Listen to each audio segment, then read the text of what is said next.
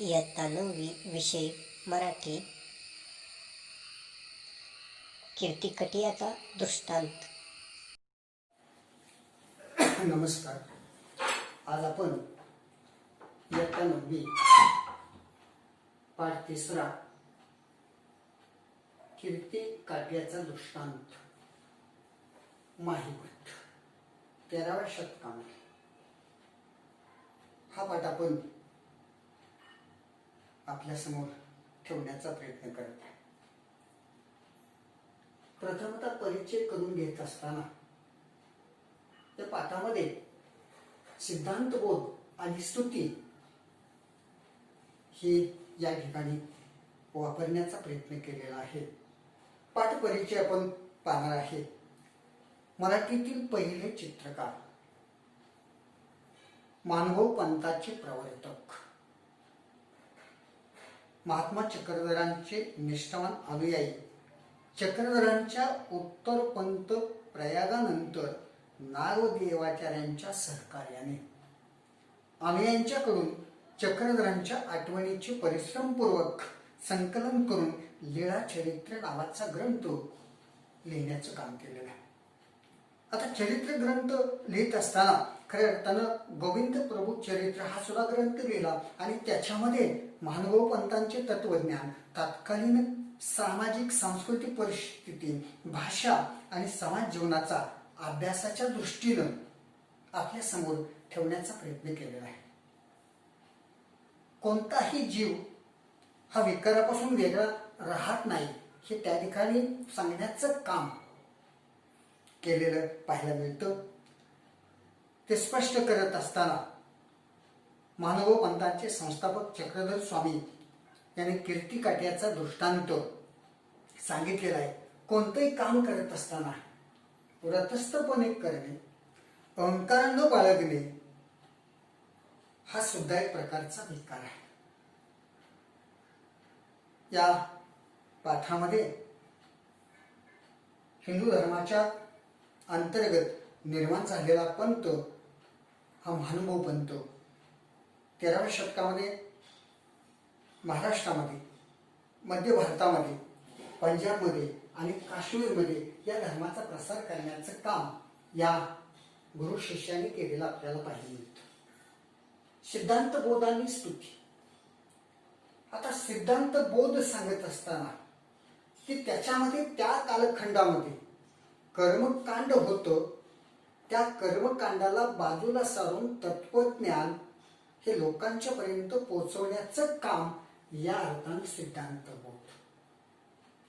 आता या पाठामध्ये स्तुती हा काही प्रशंसा वाचक शब्द वापरलेला आहे, ते आपल्याला त्यावेळेला आपण पाहणार आहे. इथं आपल्याला गोसावी आणि सर्वज्ञ, आता सर्वज्ञ सर्व ठिकाणी, हे चक्रधर स्वामी आणि चक्रधर स्वामींच्या अनुयायांना दिलेला हा दृष्टांत हा आपण या पाठामध्ये पाहणार आहे. तर आपण पाठाचं पहिल्यांदा आपण वाचन करूया आणि त्यानंतर आपल्याला शब्दार्थ.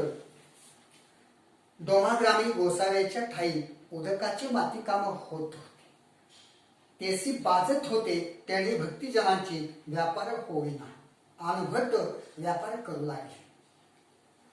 नाथोबाई म्हणितले, नागदेवा तू कैसा काही हिवसीना, तव भटी म्हणितले, आम्ही वैराग्यी कायसिया हेऊ.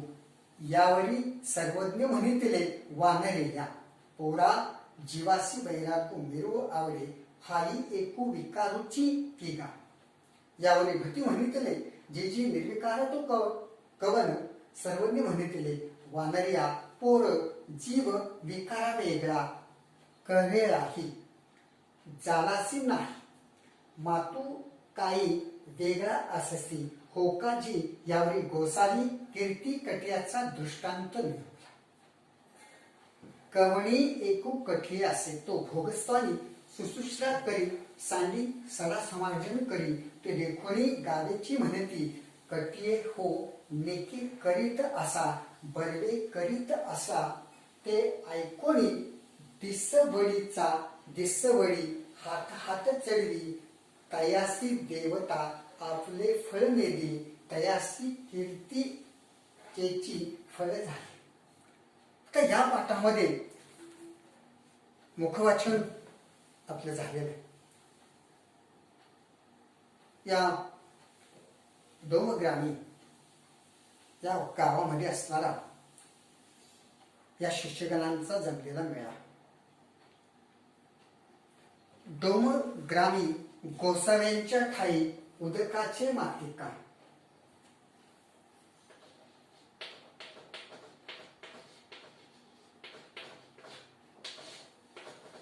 आता या ठिकाणी आपल्याला गाव दिलेले आहे डोमग्राम, म्हणजे 13व्या शतकामधलं इथे असणारं डोमग्राम. त्या गावामध्ये म्हणजे आत्ताच्या कालखंडामध्ये नेवासा आणि अहमदनगर जिल्ह्यामध्ये असणारा हा भाग. आता माती काम म्हणजे काय? आता कोणतेही काम करत असताना असं म्हटलेलं आहे, निष्ठापूर्वक निस्वार्थी कुठल्या प्रकारचा अहंकार नाही, तिथं ते शिष्यगण ते काम करत होते. आता निसर्गातलं चित्र वर्णन करत असताना काम कोणतंही असो ते प्रामाणिक करावं, लहान असो अगर मोठे असो ते निष्ठापूर्वक करणं हे आपल्याला परिचयामध्ये सांगण्याचं काम केलेलं आहे. त्याची बाजत होते. आता या ठिकाणी बाजत होते, इथं आपल्याला थंडी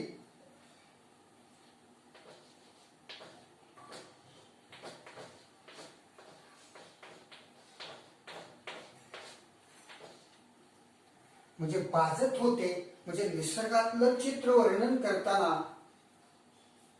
थंडी होती. आता थंडीचा आणि ह्या लोकांचा सहसंबंध वर्णन करण्याचा प्रयत्न केलेला आहे. पुढे काय म्हणते बघा, तेने भक्त जनासी व्यापार होवे ना. आता ही लोक काम करत असताना मातीकाम सुरू आहे. भक्तिजनासी म्हणजे भक्तजन, काम होत नाही व होवे ना. इथं आपल्याला होवे ना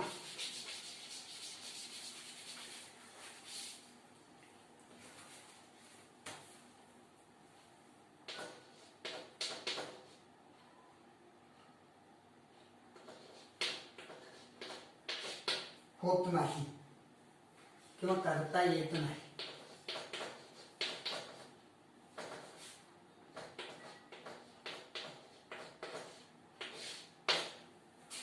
आता या ठिकाणी आपल्याला थंडी असल्यामुळे त्या ठिकाणचं काम करताना अनेक प्रकारच्या अडचणी निर्माण होतात, हे वर्णन करण्याचं काम केलेलं आहे.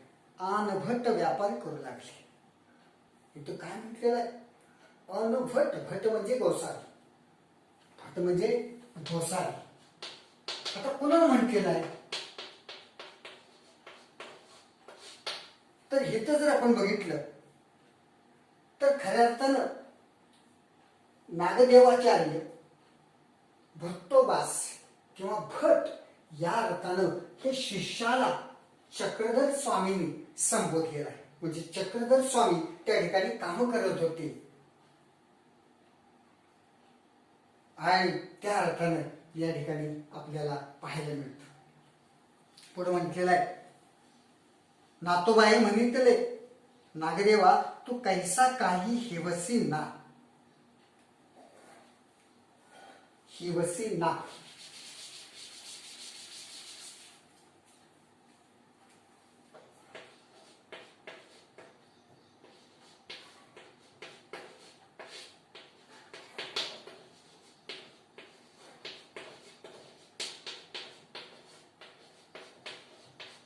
आता चक्रधर स्वामींनी सांगितलं,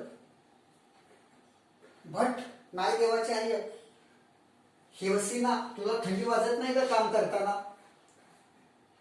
त्यावेळेला नागदेवाचार्यांनी वापरलेलं वाक्य अत्यंत महत्वाचं आहे. गुण आणि अवगुण आणि वा हा प्रशंसावाचक शब्द या ठिकाणी आलेला आहे. काय म्हटलेलं बघा, तो भट्टी म्हणितले आम्ही वैरागी काहीसी आहे. वैरागी,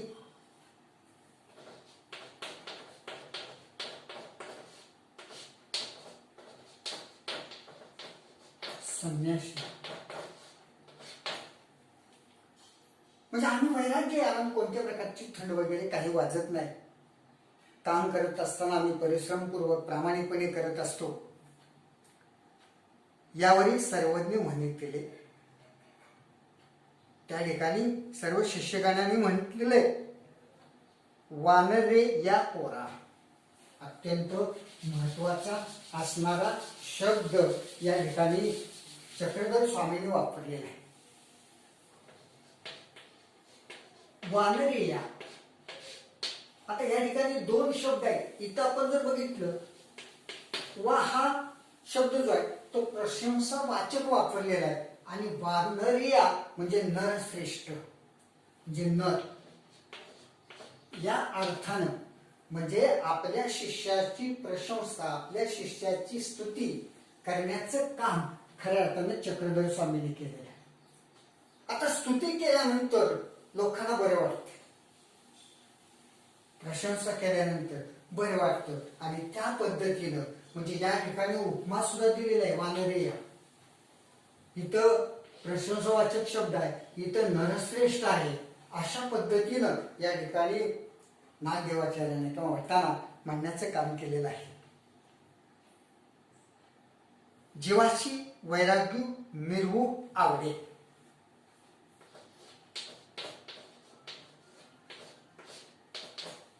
आता आवडे म्हणजे मिरवणे किंवा स्तुती.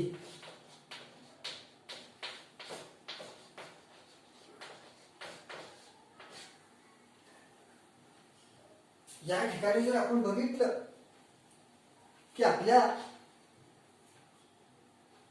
गुरुनं आपली स्तुती करावी, आपल्याला आवडेल असं बोलावं तर आपल्या हातून चांगलं काम होईल, अशा प्रकारची धारणा या पाठामध्ये आपल्याला सिद्धांत बोधमध्ये पाहायला मिळते. पुढे काय म्हटलं बघा, हाही एको विकारूची टीका. आता इथं आपल्याला शब्द वापरलेला आहे काय तर वैराग्य.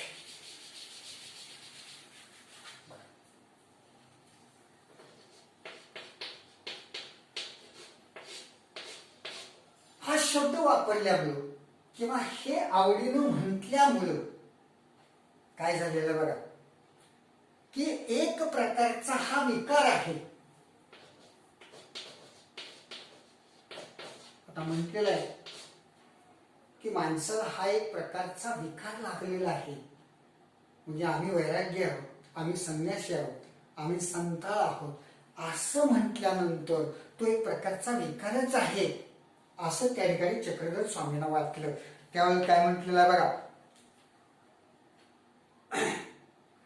यावरी भटी म्हणितले जे जी निर्विकार तो कवाय. म्हणजे या ठिकाणी प्रत्येक प्राणी हा विकारी आहे आणि सर्वज्ञ म्हणितले. या ठिकाणी शिष्यगणाने म्हटलं प्रत्येक प्राणी विकार आहे. वानरिया तो जीव विकारा वेगळा कळेलाही झालासी नाही.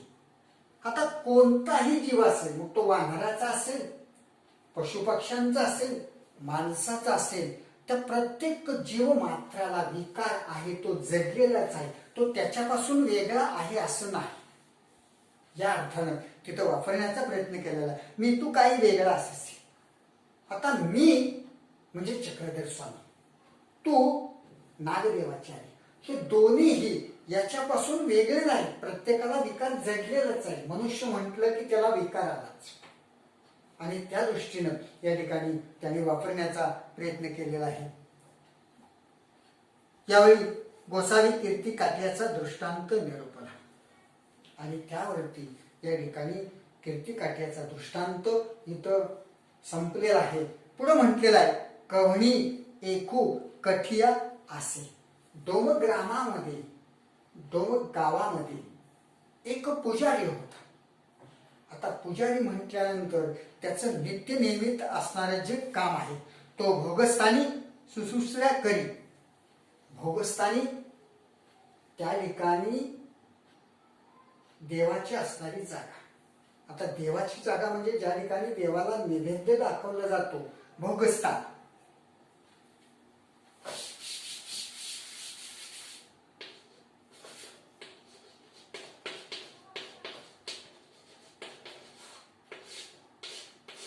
म्हणजे या ठिकाणी देवाला नैवेद्य दाखवण्याची जागा. पुजारी देवाला नैवेद्य दाखवतो ती असणारी जागा. झाडी सरा समार्जन करी ते देखुनी गावीचे म्हणते. आता या ठिकाणची जी असणारी जागा आहे, तो पुजारी काय करत असते? सरा समार्जन करणे, रांगोळी काढणे, ह्या प्रकारची कामं तो करत असते. का करत असते? तर त्याचं कर्मच आहे, त्याचं कर्म आहे, त्याचं काम आहे. नित्य नेमानं नेमून दिलेलं काम तो प्रामाणिक करत असते. त्याच्यामध्ये त्याला कोणताही स्वार्थ नव्हता. पण शब्दप्रयोग वापरलेला आहे. वा, स्तुती आणि फळ हे अत्यंत महत्वाचं. कोणती गोष्ट करत असताना त्याच्यापासून आपल्याला काहीतरी प्राप्त झालं पाहिजे असं शिष्यगणी म्हणतात, गोसाळी म्हणतात, पुजारी सुद्धा म्हणतात. पण या ठिकाणी कोणते काम कठीण निखे करीत असे, नेके नित्य निमित्त, नित्य निमित्त किंवा रोजच्या रोज तो काम करीत असेल. आणि काम केल्यानंतर बर्वे करीत असा, म्हणजे या ठिकाणी चांगलं काम केलं पाहिजे. 1 दिवस म्हटल्यानंतर 2 दिवस म्हटल्यानंतर असे अनेक दिवस जातात आणि ते त्याला वारंवार ऐकल्यानंतर ऐकवणे दिसवली हात हात चढली. हात हात चढवणे प्रत्येक दिवशी वेगळ्या प्रकारचं चांगलं काम, दिसवलीचा प्रत्येक दिवशी तो चांगल्या प्रकारचं काम करू लागला. त्याची स्तुती होऊ लागली. त्याच्यातून त्याला सिद्धांत बोध निर्माण झाला. अरे, आपण रोज काम केल्यानंतर आपल्याला लोक चांगलं म्हणतात, आपली स्तुती करतात, मग आपण काम केलं पाहिजे. मग तो काम करू लागला. आपले फळ नेदी. आता नेदी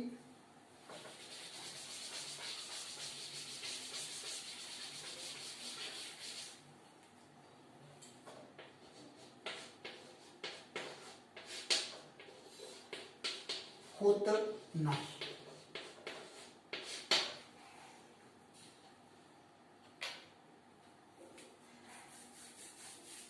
आता या ठिकाणी रोज तू चांगलं काम करत असे, त्याची स्तुती होत असे, पण आपल्याला इच्छित फळ चांगलं काम झाल्याचं काही मिळत नाही.